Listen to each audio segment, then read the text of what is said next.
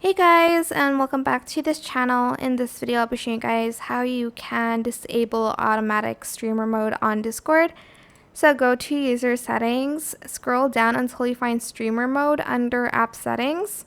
So select that, and if you want to automatically enable or disable and you want to turn it off, if this feature is on, just disable it so that when you open OBS or XSplit when you're streaming, you won't go automatically on in streamer mode. You can also enable it manually here.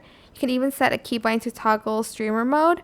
So if I went to, where's keybinds here? You can add a keybind to go to streamer mode, I guess, here. And for instance, it's like F9.